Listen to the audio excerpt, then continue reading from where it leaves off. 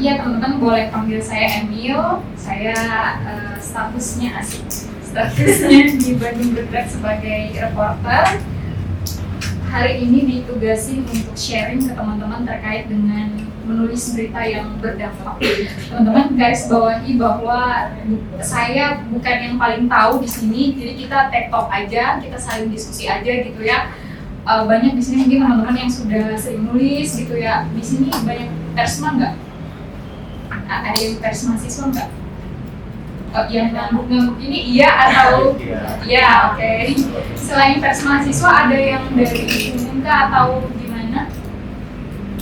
Saya Dari dari Yayasan Keluarga Trouble. Jadi saya sering kegiatan, saya sering laporan di mana media sosial kan. Oh, oke. Nah, kelemahan saya tuh di sisi nulisnya. oke. Jadi saya banyak belajar supaya berkualitas kan tulisannya. Oh oke. Nggak hanya foto aja. Siap. Semoga wah ini agak beda-beda berarti ekspektasinya dari materi ini ya. Tapi paling tidak sedikitnya mungkin ya kita akan sharing bareng. Kalau yang lain mungkin Teteh dari mana Teh?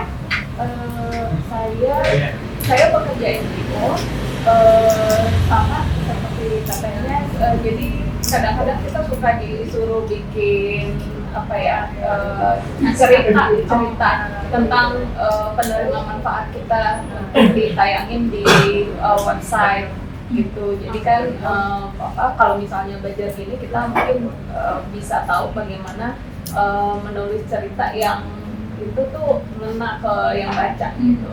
Oke, baik. Disclaimer, mungkin ini akan banyak bercerita terkait pengalaman saya menulis, tapi versi jurnalistiknya ya. Tapi kalau misalnya seharusnya bisa digunakan ya kayak si Teteh sama Teh Lucy sama Teh Lala, harusnya itu bisa digunakan karena kita akan berpacu atau kita akan pegang pada satu kepentingan publik nanti yang akan kita belajar tulis bareng-bareng. Oke, teman-teman, nanti sambil jalan kita sambil kenalan aja ya biar mengefisienkan waktu juga. Kita mulai menulis berita yang berdampak. Pertama-tama kita lihat dulu nih teman-teman, bagaimana media kita hari ini. Ya, bisa nyala nggak? Nggak nyala ya? Oh, oke. Ditunjuk aja. Oke. Teman-teman pasti melihat banyak hal di media kita gitu ya.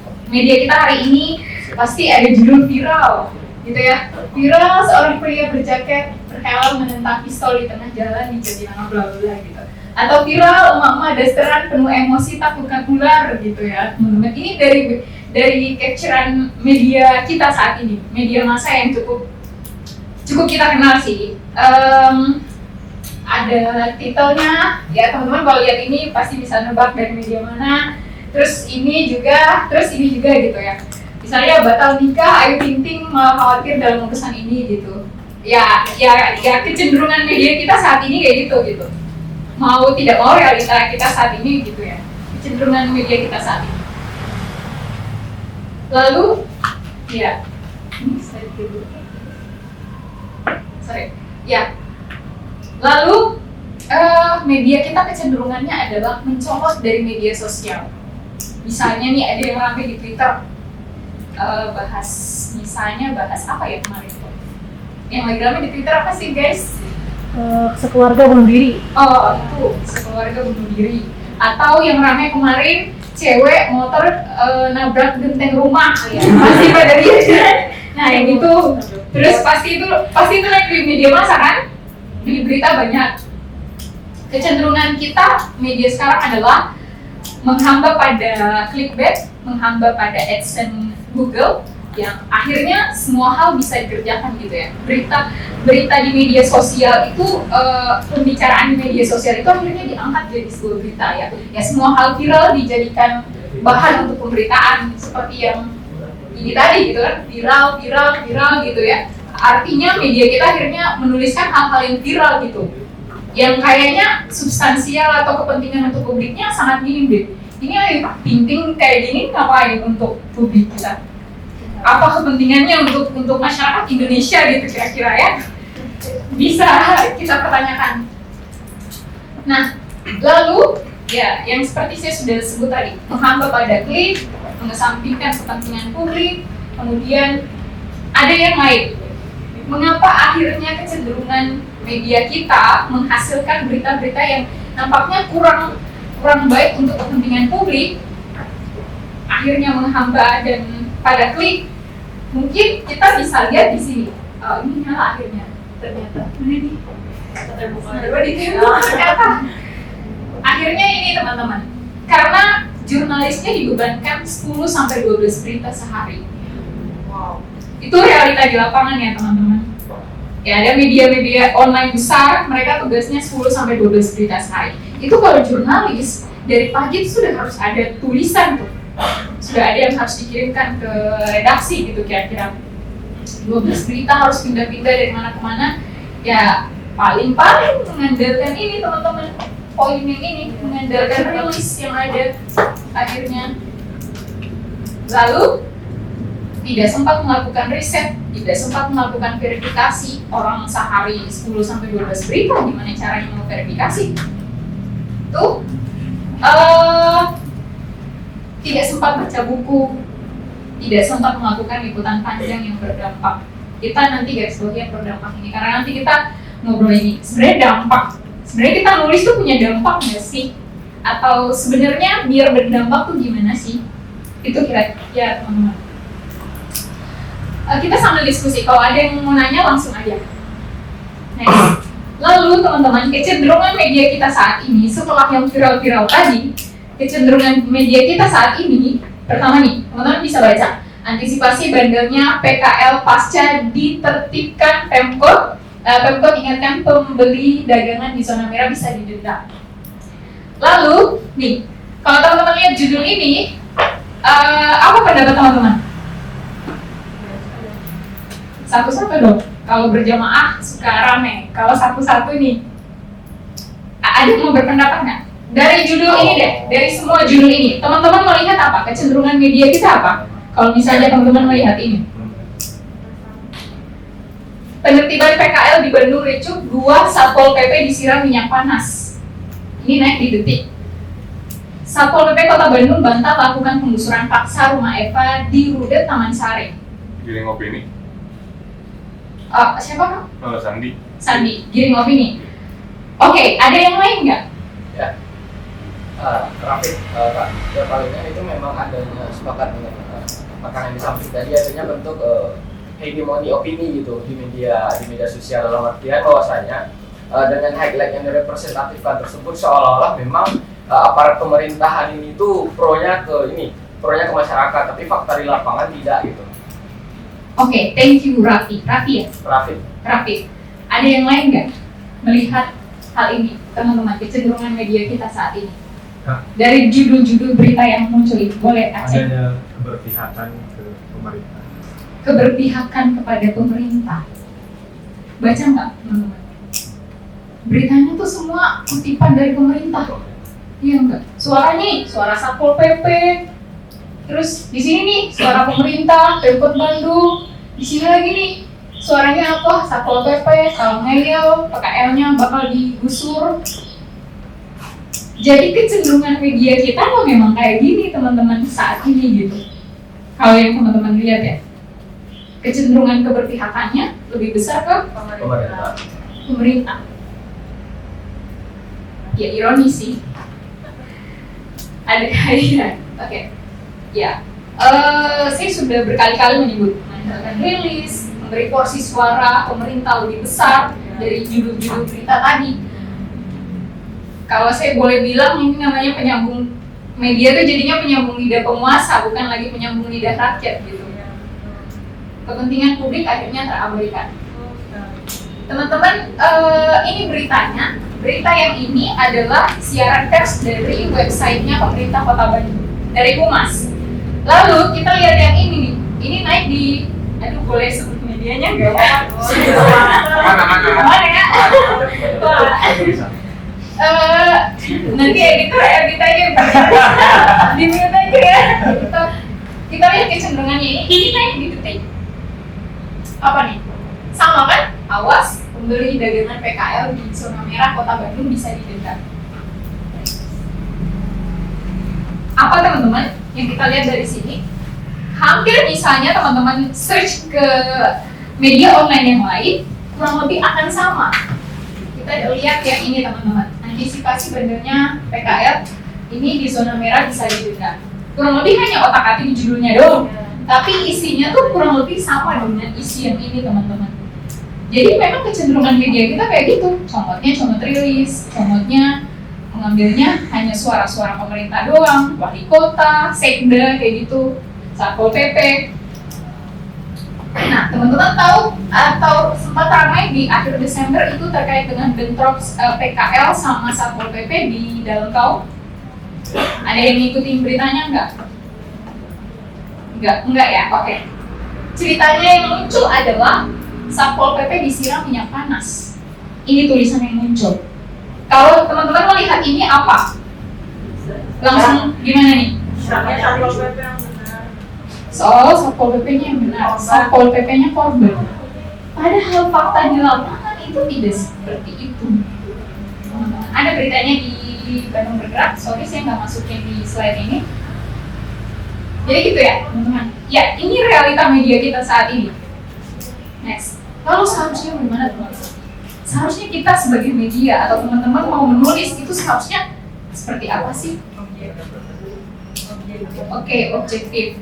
Tapi objektif yang kayak gimana dulu? Cover both side. Oke, cover both side yang bagaimana dulu teman-teman?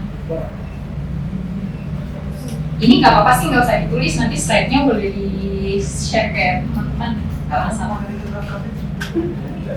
Seharusnya gimana? Teman-teman tidak hanya melihat dan mendengarkan pernyataan pemerintah, tapi melihat lebih dalam dampak satu kebijakan terhadap publik kepada masyarakatnya. Kalau teman-teman ngikutin persoalan PKL di Bandung yang dari ITB misalnya, Jalan Ganesa yang udah habis rata, udah dipindahin, lalu di dalam kaum, kalau teman-teman mengikuti yang sampai kemarin, aduh ini terlalu jauh mungkin ya contohnya ya, jadi nggak pada kebayangnya. Nggak apa-apa ya, sambil ngikutin aja ya. Tapi teman-teman bisa lihat nggak, dari bentrokan dari ini tadi, ricuh Satpol PP ini, yang ini nih teman-teman. Seharusnya teman-teman bisa melihat lebih dalam. Ada dampak kepada anak-anak, kepada perempuan, di pedagang-pedagang kaki lima yang akhirnya terdampak. Kalau teman-teman mau melihat, atau teman-teman sebagai jurnalis, atau teman-teman sebagai penulis, lihatnya lebih jauh gitu. Jangan hanya di permukaan. Jangan hanya sebatas bahwa, oh pemerintah ini nih, oh oke, Satpol PP-nya jadi korban, oh pedagangnya ini yang ngeyel. Tapi teman-teman harus lihat fakta di lapangan, karena faktanya tidak demikian. Misalnya, ya ada perempuan-perempuan yang akhirnya menjadi korban, ada anak-anak, ada para PKL lain yang akhirnya sampai harus jual barang-barang untuk bisa menghidupi keluarganya karena dilarang untuk berjualan di daerah dalam kampung. Itu. Saya mau bilang bahwa dari sini kecenderungan media kita adalah memang hanya sebagai hanya dari corong pemerintah gitu. Kita akhirnya dibombardir dengan informasi-informasi yang oh ya udah ini mah PKL-nya aja yang siapa suruh melanggar aturan kayak gitu. Akhirnya kita dibentuk opininya kayak gitu. Kita tidak lagi kritis melihat satu berita. Akhirnya kecenderungannya kayak gitu. Oke, sebelum kesini, nanti kita bahas terkait dengan merencanakan liputan, ada outline-nya. Saya mau minta ini tampilin outline-nya. Oke. Itu realita dan fakta media kita sekarang, teman-teman. Kita akan membahas terkait dengan merencanakan liputan, menyusun outline-nya kayak gimana. Karena saya pikir teman-teman di sini tahapnya sudah menengah lah ya. Jadi kita nggak akan bahas straight news di sini. Kita bahas lebih tengah sedikit. Kita bahas nanti outline itu kita bahas terkait dengan bagaimana cara membuat outline atau core untuk menulis liputan panjang atau menulis liputan mendalam gitu kira-kira teman-teman. Ya idenya boleh macam-macam. Misalnya persoalan rencana rapor ganti LGBT di Kota Bandung yang kemarin saya habis tulis, atau teman-teman juga bisa melihat persoalan lebih mendalam di Bandung yang apa sih? Oke, saya mau tanya deh, teman-teman merasa ada masalah nggak sih di Bandung? Apa aja? Diskriminasi terhadap disabilitas. Oke, diskriminasi terhadap disabilitas. Apalagi? Eksploitasi anak. Eksploitasi anak. Oke, apalagi? Sampah kota. Sampah. Apalagi? Pemerkosaan terhadap difabel intelektual. Pemerkosaan terhadap difabel intelektual. Wah, bisa jadi topik nih, teman-teman BB. Ada lagi nggak? Boleh soalnya yang mau dengar. Ada lagi nggak? Masalah di Bandung tuh apa? UKT mahal. UKT mahal. Ini teman-teman yang di depan nih, jajaran ini mahasiswa nggak? Mahasiswa kan? Ada masalah apa di kampus? Aku sih kemarin yang pinjol yang dana cinta itu yang buat bayar UKT. Oh, oke. ITB bukan? Nggak, aku di kampusku di Uninus juga pakai. Oh, oke. ITB pakai pinjol. Uninus pakai pinjol juga. Ada masalah lain? Dosennya suruh beli buku. Oh, itu ada nggak? Kayak gitu-gitu. Dosen suruh beli buku. Kampus aja benar. Kampus kamu aja. Ada yang lain nggak? Jual beli nilai. Oh, ada. Wow. Aku baru tahu tuh. Ini menarik tuh. Apa lagi teman-teman? Ada masalah apa lagi yang ada yang teman-teman tahu? Sekarang deh, sekarang. Penggusuran. Penggusuran. Itu yang anggota apa di DPR yang korupsi. Oh, yang baru itu ya. Terlibat korupsi barengan Korupsi siapa CCTV. ketua. Yang baru bisa Gimana kalau kita sebut aja set Kota Bandung? Nah iya saya udah lupa istilahnya, maaf ya. Sebut saja kan. Iya, Namanya udah lupa ingatnya. Oke, ada lagi nggak? Ini pengalaman saya ya, mungkin pelayanan publik. Karena saya pernah ke BPJS, itu tuh saya ngantri ngambil antrian tuh jam 10, baru dapat layanan itu jam 6 sore gitu. Jadi kayaknya tuh harus diperbaiki gitu loh. Mungkin CS-nya ditambah atau apa. Mungkin orang tidak menyadari bahwa itu adalah masalah pelayanan publik gitu. Jadi orang-orang hanya akan berpikir oke, kalau mau dilayani lebih cepat saya ngantrinya lebih awal, datang sebelum buka kantor untuk ngambil nomor antrian gitu. Padahal menurut saya itu masalah pelayanan publik yang mungkin orang tidak sadar gitu. Harusnya kalau kita mau mengakses pelayanan publik itu nggak selama itu gitu sih. Oke. Terima kasih Teteh. Itu pada ngerasain juga nggak? Ngerasain. Ada masalah lain nggak? Banyak kebohongan ya, kayak Dishub menyediakan transportasi ramah difabel. Kayak yang sudah banyak padahal itu bullshit, itu cuma ada 3 bis difabel dan itu nggak tiap hari beroperasi. Oke. Sebelah sini dong, jamaah sebelah sini. Santri sebelah sini dong. Kan kita ala-ala santri sebelah sini dong. Oh itu teh meromantisir Bandung indah setelah hujan. Padahal masalah utamanya banjir. Nah itu tuh, ada lagi nggak? Oh sini nih, deretan ini belum ada nih, jamaah tuh. Santri sebelah sini Pak. Gratifikasi, oke. Di lingkup pemerintahan. Ada lagi nggak? Aku nggak mau.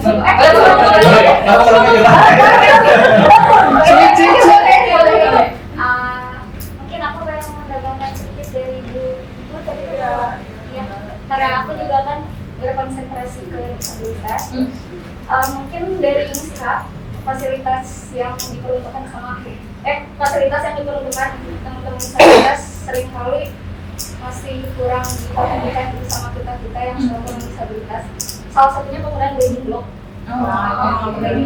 Karena dari sepengalamanku selama jadi guide untuk teman-teman netra, kadang beberapa orang tuh dia udah mulai aware kalau misalkan kita jalan gitu. Ih maaf aku sensitif gitu. Kalau misalkan kita udah mulai jalan, orang-orang tuh udah mulai aware. Oh dia kita pinjam. Tapi ada pun orang-orangnya bersikap cuek aja. Oke. Dan ternyata bagi teman-teman disabilitas netral pun itu menjadi salah satu tantangan. Apalagi kalau misalkan mereka tidak dengan guide-nya gitu ya, tidak dididik, hanya sekedar pakai apa itu tongkat itu salah satu tantangan. Dan mungkin dari sini teman-teman bisa jadi belajar juga ya. Thank you. Thank you. Nama kamu siapa? Aku Elva. Oke, thank you Elva. Oke, sekarang Isya, boleh Isya. Aku karena belum kuliah juga, jadi belum tahu kalau misalnya untuk ke depannya gimana. Tapi kalau aku kan sekarang SMA angkatan yang uji coba kurikulum merdeka. Ternyata banyak pelaku pendidikan yang belum siap sama inovasi ini untuk Indonesia sendiri. Mungkin untuk luar negeri itu udah kayak hal yang biasa, tapi untuk Indonesia sendiri itu kayak SDM-nya masih sangat tidak siap untuk menerima kurikulum ini, sampai akhirnya di tiap sekolah itu selalu ada problem. Walaupun dari awalnya mereka nyalahinnya adalah kurangnya dana, tapi itu tuh sebetulnya dana itu bisa kita urusin kalau kita berpikir dengan pola pikir yang apa, yang kayak siap, tapi itu orang-orangnya pada gak siap gitu. Jadi ya. Oke. Thank you Isya. Terima kasih teman-teman yang sudah bersuara maupun yang menyimak sidang tadi. Yang saya mau bilang apa dari ide ini, teman-teman, ide itu kita bisa dapat dari mana aja. Dari keresahan kita, dari hal-hal atau permasalahan di sekitar kita. Persoalan difabel, persoalan gratifikasi, persoalan UKT yang tinggi, persoalan jual beli nilai, persoalan banjir di Kota Bandung, persoalan apa lagi, korupsi, persoalan apa lagi, sangat banyak dan sangat dekat dengan kita. Persoalan kemacetan, coba. Macet nggak sih Bandung? Banget kan? Nah, itu bisa jadi berangkat dari apapun. Jadi ide itu bisa dari manapun teman-teman. Dari keresahan kita, misalnya yang misalnya Isya tadi, dia mempertanyakan kurikulum merdeka atau juga sebelum kuliah. Misalnya mempertanyakan persoalan masuk kuliah yang berat, biayanya, UKT-nya, lalu beasiswa, kalau mau akses beasiswa diperibet misalnya, harus ada administrasi ABCD, harus ada rekomendasi RT RW bahwa jadi keluarga miskin gitu kan, biasanya kan? Itu masalah, ide itu bisa kita angkat, masalah itu kita bisa angkat menjadi ide. Lalu setelah ide itu kita mau ngapain? Kita bisa menuliskan itu, nanti outline-nya adalah ada angle, ada latar belakang dan lain-lain. Ini saya mau nunjukin, boleh? Kalau biasanya kita menulis laporan panjang itu, liputan panjang, atau misalnya teman-teman kalau dimanapun sebenarnya harusnya itu ada namanya TOR.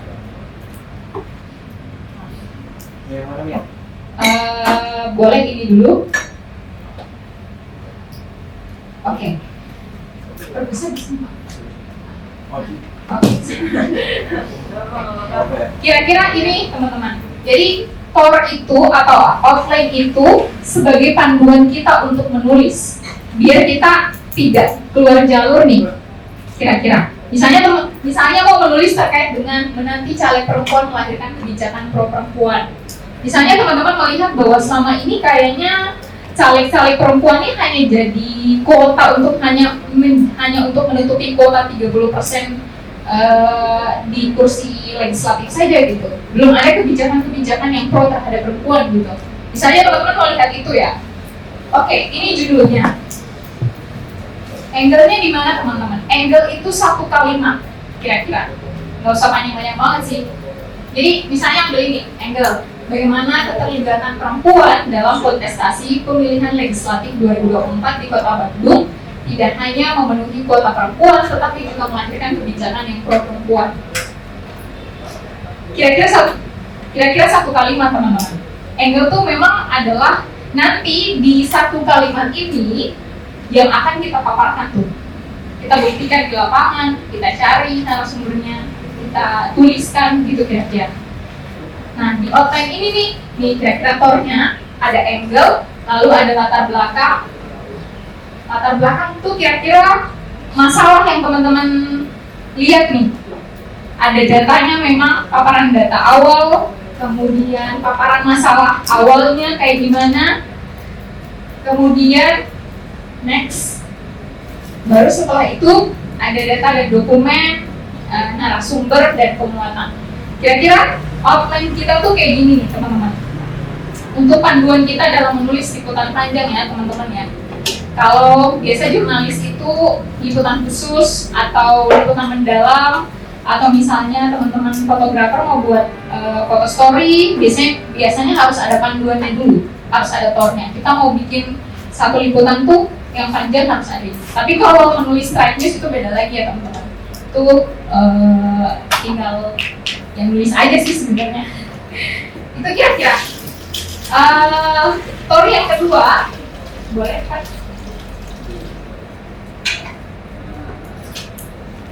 Ini tour yang kedua yang liputan terkait dengan minoritas gender di Kota Bandung yang awal pembuka tadi foto transpuan tadi teman-teman lihat. Nah, kira-kira ini judulnya kurang lebih kadang itu di setiap pemberi beasiswa liputan atau misalnya setiap organisasi yang memberikan beasiswa liputan itu biasanya punya format sendiri. Tapi secara umum pasti harus selalu ada judulnya, latar belakangnya, kemudian ada angle-nya kita mau nulis apa gitu. Nah, ini judul, kemudian ada latar belakangnya. Next.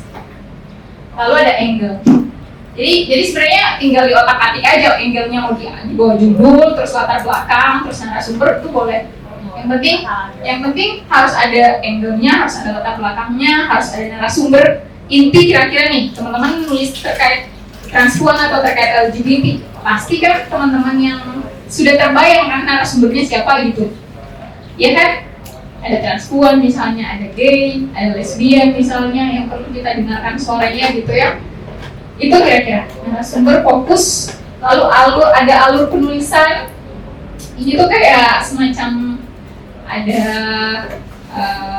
tiap NGO atau tiap media tuh atau tiap organisasi tuh punya beda-beda sih, tapi secara umum kayak gini. Udah sampai mau nggak sih? Oke. Sampai sini ada yang mau tanyain nggak?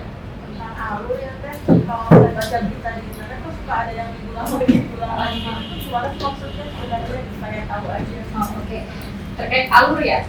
Di media mana Pak? Misalnya udah ngeliat media namanya, sering aja diulang lagi. Apalagi kalau bisa terminal gitu. Oke. Itu berarti di satu berita strike news ya?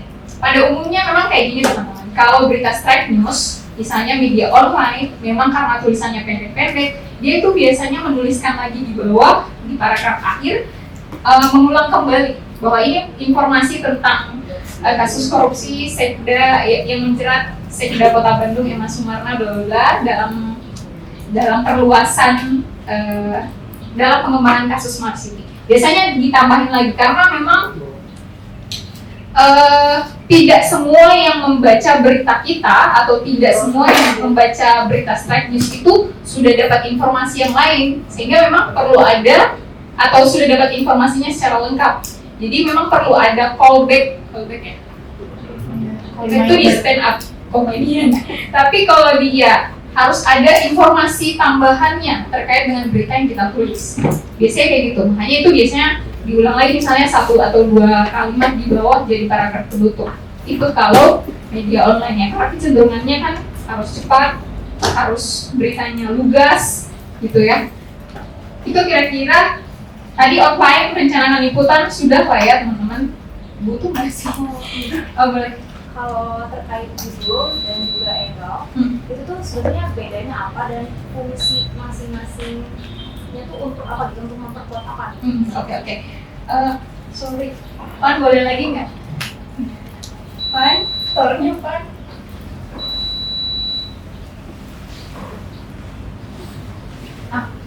Atas sedikit kan? Atau yang ini aja deh, yang satu tadi biar dia ada ini. Jadi dari judul sama angle-nya.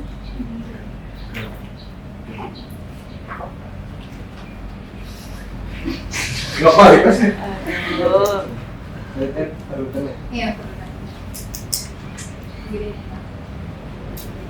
Oke. Oke, sini.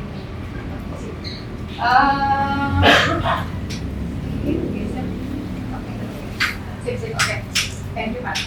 Nah, judul itu, sebenarnya judul itu apa ya? Ada perbedaan judul sama angle.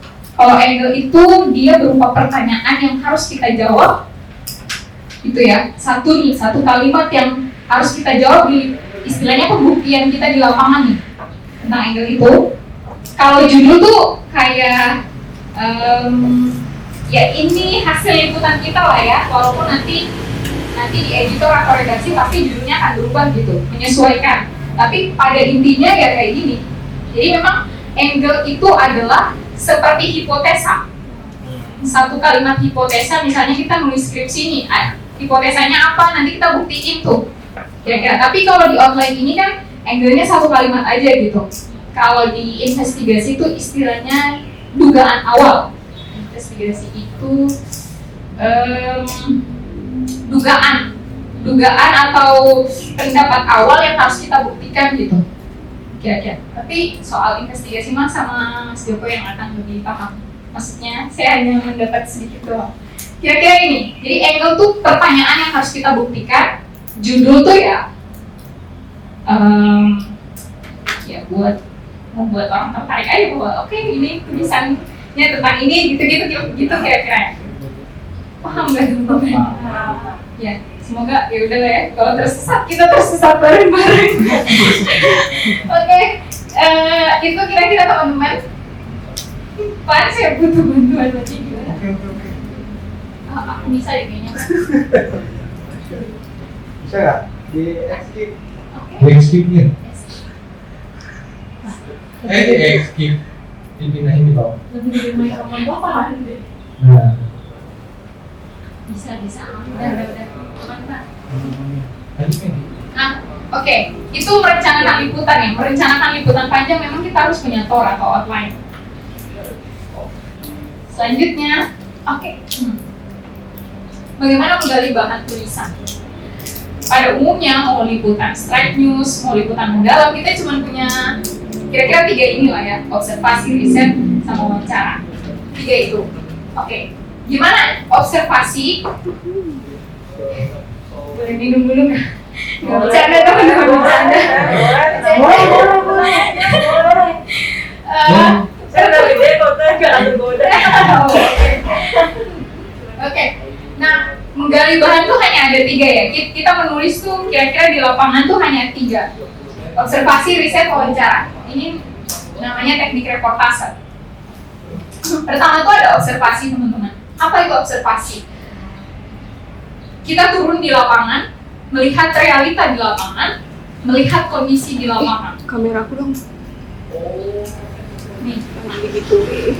kenapa jurnalis, kenapa atau seorang penulis perlu turun ke lapangan untuk dia mampu melihat kondisi realita di lapangan.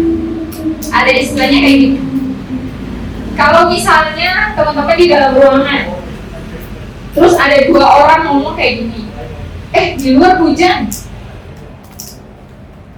Yang satu bilang, oh nggak hujan. Kalau cover both side kan tinggal nulis kedua-duanya kan. Oke, si narasumber A ngomong di luar sedang hujan, titik. Sementara si narasumber B ngomong di luar tidak hujan, titik. Selesai, cover both side.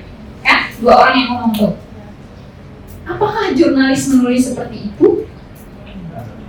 Hari ini kebanyakannya kayak gitu, teman-teman. Tapi apa yang harus dilakukan oleh seorang jurnalis? Oke, buka pintu, keluar, merasakan ada hujan nggak di luar, panas atau tidak, angin atau tidak, lalu menggambarkan itu. Itu yang namanya observasi lapangan, teman-teman. Jadi ada 3, gitu ya, observasi, riset data, dan wawancara. Itu kunci membuat liputan, kunci liputan reportase. Mau reportase strike news, mau liputan mendalam, mau investigasi, teman-teman harus melakukan 3 hal ini. Jadi observasi ini bertujuan buat apa sih teman-teman? Supaya kita merasakan langsung. Kalau misalnya teman-teman paling dekat isu apa sih yang paling dekat ke kalian teman-teman? sekarang nih? Oke, karena banyak mahasiswa demonstrasi lah ya. Ada yang pernah ikut demo nggak? Oh, belum. Nanti ikut ya. Teman-teman, kalau misalnya turun ke lapangan, oke, demo terlalu jauh ya dari kalian. Isu apa yang lagi yang kalian tahu? Dia berbagi pengalaman aja deh, observasi langsung ya. Kalau saya kan tadi balik lagi di fabel. Kadang kan kalau orang nggak begitu ngerti di fabel ya, taunya kasar-kasar terus fabel secara umum. Kalau saya sebagai dunia yang sangat suka dokter, jadi langsung berkunjung ke rumah masing-masing di fabelnya. Jadi saya bisa merasakan langsung, jadi empati gitu mereka. Dan itu kan saya juga punya anak di fabel kan, jadi bisa lah sama mereka langsung gitu ngobrol yang ngerasainnya. Itu yang saya lakukan. Oke. Pengalaman lain atau masalah apa ya yang kalian dekat ya? Saya Iya, Pak. saya lanjut Iya. dari Iya, untuk apa sih?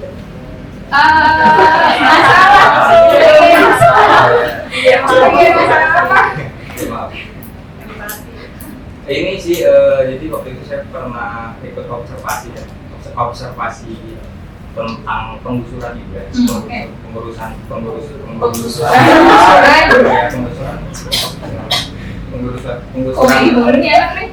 penggusuran lahan di daerah Pangalengan. Jadi yang dimana itu tuh mereka di ya kasusnya mirip-mirip sama Dagoel sebenarnya, sama kayak Dagoel, cuman mungkin di sana mereka dominan beberapa warganya itu memang petani gitu. Jadi yang lahannya luas itu memang dipakai buat bertanam dan gitu yang ternyata memang si kasus itu ini beribad nggak sih ngomong? Iya, ada sih. Ya udah, nggak apa-apa. Boleh. Ya intinya gitu lah. Apa yang kamu lihat di lapangan? Yang dilihat, Iya, dari yang penggusuran aku itu. lihat itu dari itunya ya mungkin beberapa warga sempat mereka ngelakuin ada perlawanan yang cuma memang diancam balik gitu sama si salah satu PT. Jadi si tanah itu memang di apa ya katanya diakuisisi sama si PT, salah satu PT itu yang ya itulah gue. Oke, aku potong. Selain itu apa yang kamu lihat? Adakah ibu-ibu nangis? Ada, karena di situ kan ya Adakah anak-anak yang akhirnya juga merengek di sana? ya karena anak-anak mungkin merasa ketakutan juga ya karena ya bawa ini kan Ada ya, alat-alat kayak di sana. alat-alat fisik, alat-alat itulah. Terus juga kayak ya terkhusus mungkin kepala keluarganya yang memang mereka bertani juga gitu, yang akhirnya nggak ada hasil yang bisa didapat gitu dari dianya. Oke. Dari sini teman-teman bisa lihat nggak? Bisa melihat nggak? Dia bilang tadi apa? Kesedihan bukan itu juga. Iya, kesedihan oke.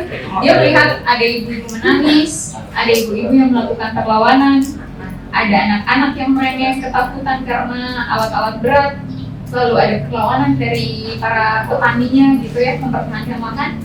Itu didapat teman-teman dengan teman-teman observasi di lapangan, turun di lapangan. Kayak gitu tuh misalnya. Oke, dia bisa menggambarkan bahwa perempuan-perempuan yang mempertahankan lahannya dengan air mata misalnya gitu ya. Ketika nanti teman-teman menulis liputan panjang ya, itu dibutuhkan untuk deskripsi di lapangan. Itu observasi di lapangan. Saya balik ke sini. Apa yang bisa dilihat dari gambar ini teman-teman?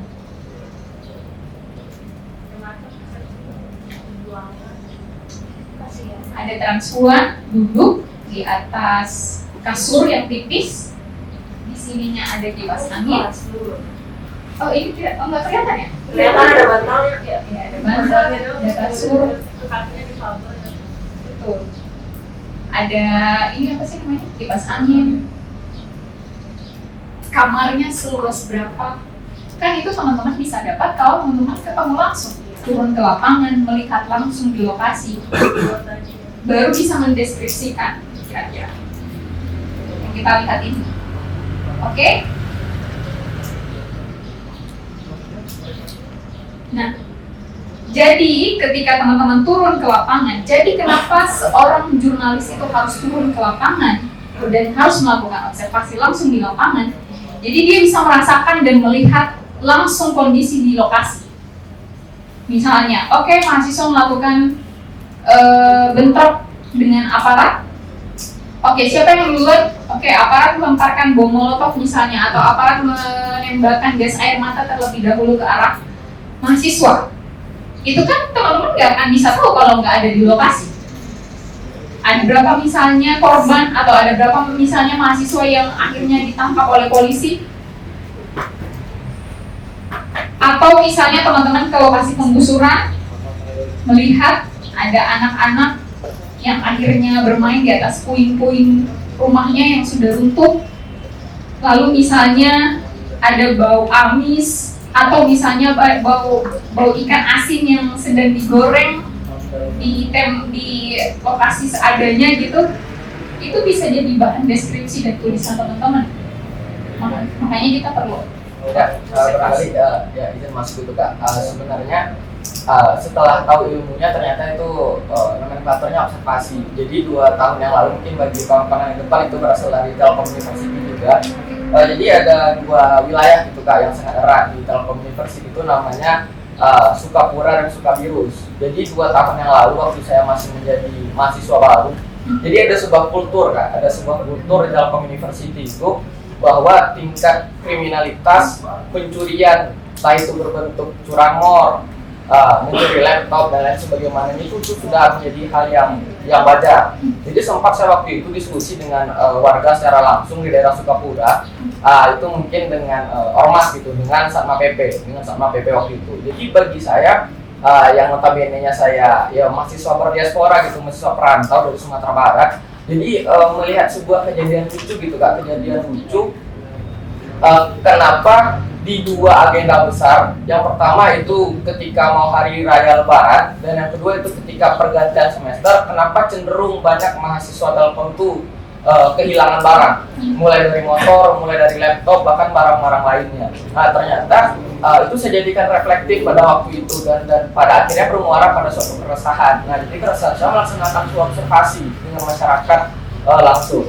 Nah dan akhirnya ternyata jawabannya adalah yang pertama, kami tidak punya lahan pekerjaan untuk meningkatkan sebuah ekonomi kami. Nah, sedangkan tuntutan dari internal keluarga, anak-anak ingin jajan, anak-anak ingin sekolah dan sebagainya. Satu-satunya cara kami untuk bertahan hidup adalah melakukan tindak kriminalitas tersebut. Nah, tapi yang saya bingung pada saat waktu itu Kak, sebenarnya berbicara riset, observasi, wawancara, dan data saya sudah punya. Tapi memang gara-gara kegagapan ilmu pengetahuan waktu itu yang belum cukupi lah, jadi belum bisa untuk mengorbitkan referensi-referensi yang saya dapatkan terkait hal itu. Oke, thank you Rafid. Boleh aplaus untuk Rafid. Oke kan? Ya. Itu cerita menarik. Nah, dibalik adanya persoalan curang murni. Nah, Rafid menemukan fakta di lapangan kan, bahwa ya ini persoalan perut, ini persoalan ekonomi, ini persoalan dapur masih bisa jalan atau tidak. Akhirnya kan bermuara pada persoalan curang itu kan. Kita tarik garis paling besar lagi, persoalannya apa sih? Persoalan ekonomi. Siapa dong yang akan bertanggung jawab? Siapa yang harusnya bertanggung jawab? Teman-teman, siapa yang harusnya bertanggung jawab dari persoalan ekonomi ini? Pemangku Kebijakan. Pemerintah yang bertanggung jawab. Jangan takut loh. Kita emang semuanya tugas pemerintah kok, kita bayar pajak, gitu ya istilahnya. Jangan takut mengkritik pemerintah maksudnya. Iya nggak? Iya. Ada bapaknya yang pejabat di sini, itu saya takut lagi. Oh oke. Kira-kira kayak gitu. Untuk mendapat cerita baru di lapangan. Jadi melihat satu isu, tadi Rafid sudah bagus banget turun ke lapangan, mendengar cerita dari warga. Ya itu memang fungsinya kita observasi. Itu ya kira-kira. Lalu misalnya teman-teman melihat bahwa pokoknya kalau observasi teman-teman bisa menggambarkan warna biru adalah biru, warna merah adalah merah untuk digambarkan. Jadi sesuai pandangan mata teman-teman di lapangan. Itu observasi. Riset data itu bisa teman-teman dapat dari mana saja, dari referensinya buku, dari membaca buku, dari jurnal, dari media online lainnya. Ketika teman-teman mau melakukan satu liputan, atau misalnya teman-teman mau melakukan atau menulis proposal atau TOR tadi. Kan TOR tadi tuh aku bilang harus ada data kan, data sementara. Data sementaranya dapat dari mana? Dari kita meriset dulu. Lihat nih data di media online, lihat data jurnal, lihat di BPS misalnya, Badan Pusat Statistik tentang datanya. Itu bisa jadi referensi semuanya. Jadi banyak sekali fungsi riset biar teman-teman untuk memperkuat data teman-teman di lapangan gitu kira-kira. Jadi ketika liputan ke lapangan nggak kosong banget gitu ya. Misalnya persoalan demo nih, mahasiswa lagi demo atau buruh lagi demo nih tentang apa sih? Searching aja dulu sebelum sampai ke lokasi demonstrasi. Oke, buruh menuntut kenaikan UMR atau upah minimum provinsi gitu. Jadi teman-teman sampai di lokasi, oke, sudah dapat gambaran tuntutan buruh nih apa gitu. Kira-kira. Jadi riset itu penting banget teman-teman, biar nggak kosong banget kira-kira ya. Iya nggak? Iya. Aduh, diem-diem banget ini. Ini diem-diemnya paham atau saya curiga nggak paham ini? Oke, masih nyimak ya. Next, lalu yang terakhir ada wawancara. Wawancara ini paling penting. Setiap orang, setiap jurnalis, setiap fotografer itu dia punya cara sendiri untuk melakukan wawancara. Yang saya paparin di sini ya cara wawancara saya sendiri gitu kira-kira. Teknik wawancara saya sendiri gitu kira-kira. Ya ada susah-susah gampang sih ketika melakukan wawancara. Tapi beberapa poin yang teman-teman perlu ingat ketika melakukan wawancara, ketika saya yang biasanya melakukan wawancara di lokasi, saya paham dulu sama siapa wawancaranya. Kalau misalnya saya sedang menulis cerita orang Bandung, di Bandung Bergerak itu ada kanal cerita orang Bandung. Kalau misalnya teman-teman pernah baca, oke, saya mau menulis cerita orang Bandung tentang penjual tempe di Pasar Kosambi misalnya. Berarti siapa nih yang mau saya cari? Penjual tempe. Laki-laki atau perempuan? Oke. Betul, nggak salah. Bebas aja. Tapi aku mau ngomong ke teman-teman bahwa suara perempuan itu di media masih kurang. Jadi proporsinya masih kurang gitu ya. Perspektif perempuannya masih kurang. Kalau di dalam redaksi sendiri kita selalu diingatin bahwa cari narasumber, dahulukan narasumber perempuan. Nanti kalau udah mentok banget, udah nggak ada banget nih perempuan yang mau ngomong, baru kita cari alternatif narasumber yang cowok gitu kira-kira. Itu kira-kira. Karena perempuan masuk dalam kategori minoritas selain teman-teman LGBT dan lain-lain, minoritas gender, minoritas agama dan lain-lain, kita juga minoritas gitu. Paham isu dari mana tadi? Dari riset tadi. Persiapan pertanyaan, minimal selemah-lemahnya Iman 3 pertanyaan intilah yang teman-teman siapkan. Misalnya tentang demo tadi ya, demo persoalan UMP di Jawa Barat buruh gitu. Pertanyaannya, mengapa buruh meminta kenaikan upah lagi di tahun ini? Kedua adalah apa persoalan lain yang dihadapi oleh buruh? Yang ketiga, apa saja seluruh tuntutannya gitu kira-kira. Yang minimal selemah-lemahnya Iman, teman-teman punya 1 pertanyaan yang kayak kita angle tadi tuh. 1 pertanyaan inti yang teman-teman harus buktikan itu di lapangan, atau harus teman-teman cari jawaban itu di lapangan kira-kira.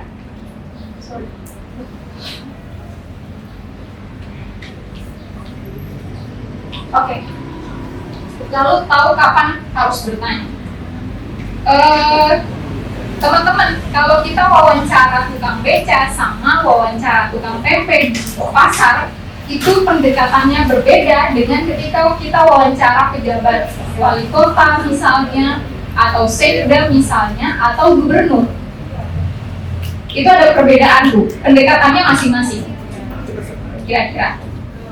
Jadi kalau pendekatan ke penjual tahu misalnya, itu pendekatan kayak kita dengan orang tua kita saja gitu, supaya dia mau terbuka gitu. Dan pertanyaannya jangan langsung, Bu, berapa harga tahu bla bla bla gitu.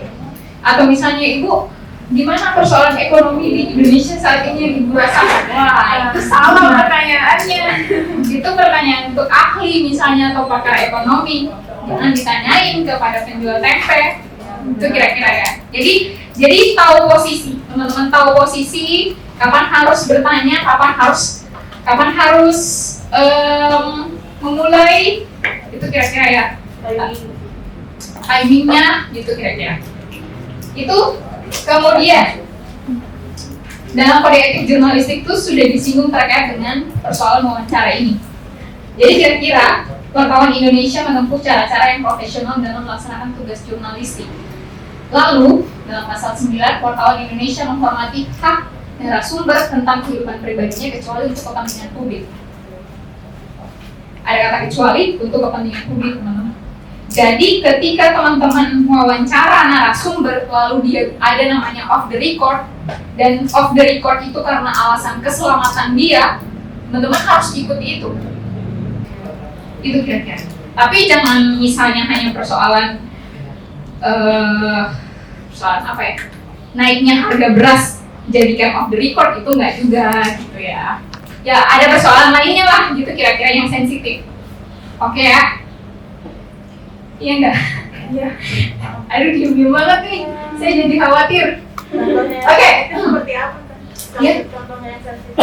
Yang sensitif misalnya ada off the record, Sekda Kota Bandung sudah dipanggil KPK. Atau misalnya, tapi itu belum resmi diumumkan oleh KPK. Atau misalnya adalah informasi A1 mengenai korupsi Wali Kota Bandung Yana Mulyana yang dilakukan pada proyek Smart City. Itu kan misalnya orang lingkaran Wali Kota tuh yang tahu tuh. Ya kita nggak bisa nyebutin nama dia dong.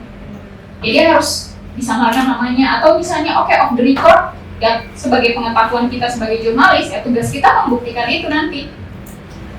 Ya hal-hal sensitif itu ya persoalan ya biasanya pada liputan-liputan investigasi sih, itu hal-hal sensitif juga, investigasi korupsi dan lain-lain gitu. Tapi kalau hanya liputan biasa ya sebenarnya biasa aja sih, nggak tidak terlalu sensitif banget gitu ya. Yang aku bilang sensitif itu di liputan-liputan tertentu. Catatan dariku adalah penting ketika wawancara dan observasi teman-teman, detail pertanyaan itu harus teman-teman perhatikan. Kayak yang aku iniin tadi nih, ya detail pertanyaan harus perhatikan. Misal, berapa lama dia bekerja, berapa lama, sejak tahun berapa, kemudian apa kenangan paling diingat. Lalu misalnya, kalau kita memotret cerita personal nih, kayak cerita orang Bandung atau cerita Transpuan di awal tadi, jangan lupa ditanyakan bagaimana ia tumbuh, bagaimana proses dia akhirnya misalnya kehilangan kakinya. Latar belakang. Bukan latar belakang, tapi itu detail pertanyaan yang harus teman-teman tahu, yang harus teman-teman tanyakan. Ketika nanti teman-teman akan mendeskripsikan dia, kenapa dia bisa akhirnya kakinya diamputasi. Ada cerita dia tabrakan, kecelakaan motor, lalu bawahnya didukul, obatnya didukul, ternyata tulangnya infeksi, setelah infeksi harus diamputasi akhirnya. Itu cerita detail yang teman-teman tidak boleh lewatkan. Walaupun misalnya beberapa kali saya juga melewatkan itu, tapi akhirnya ditelepon lagi narasumbernya ketika misalnya ditanya mentor ini detailnya apa ya? Jadi tanya lagi. Penting teman-teman ketika sudah wawancara narasumber, tanyain nama lengkapnya, tanyain nomor teleponnya. Nah, misalnya kalau ada nih hal-hal detail yang kita lupa tanyain tadi nih, ya udah kita chat lagi aja. Kecelakaan tahun berapa? Kenapa bisa kecelakaan? Terus diceritain tuh sama dia nanti. Jadi penting banget pertanyaan detail. Atau misalnya ketika teman-teman melakukan observasi nih, turun langsung di lapangan. Oke, kamar dia kira-kira berapa nih luasnya? Oke, bisa dikira-kira karena teman-teman di lapangan jadi bisa mengira dong. Oke, ini kayaknya lebarnya 3, panjangnya 4 gitu. Jadi bisa digambarkan 3 kali 4 misalnya kamarnya gitu. Itu jadi kalau aku bilang apa ya? Keharusan teman-teman ketika teman-teman menulis tulisan panjang. Tuh ya. Beda halnya kalau kita nulis straight news. Straight news harus to the point. 5W1H, lead juga harus 5W1H. Lalu teman-teman, ya sampai pada gini nih, bagaimana dia harus bertahan hidup. Seorang transpuan, difabel, gimana sih dia bertahan hidup? Lalu gimana dia bayar kontrakannya? Harga kontrakannya sebulan berapa? Dari penjualan apa dia bisa bayar harga kontrakannya? Sedetil itu. Sampai sedetil itu nih teman-teman. Jadi apakah dengan gaji segitu bisa mencukupi hidupnya gitu? Sedetail itu. Jadi lalu teman-teman, ketika teman-teman melakukan wawancara dan observasi di lapangan, lihat ketika itu dia lagi ngapain. Oh, lagi misalnya dia baru selesai mengerjakan membuat telur asin, atau misalnya dia baru selesai misalnya yang curanmor tadi baru selesai menjual motor yang dicuri tadi. Ya udah itu diceritain, digambarkan. Atau misalnya ketika itu dia baru selesai nangis karena rumahnya habis diruntuhkan di titik-titik konflik itu. Jadi lihat itu dia sedang melakukan apa, gambarin aja. Nah, bagaimana kondisi sekitar, bagaimana di lokasi. Aku mengingatkan bahwa jangan mengabaikan hal-hal kecil. Ini yang paling sering kadang-kadang aku pribadi sebagai jurnalis juga meluputkan ini. Artinya melupakan ini gitu. Luput akan hal-hal kecil ini. Padahal hal-hal kecil ini yang sangat penting ketika kita menulis panjang. Itu ya kira-kira teman-teman. Kayaknya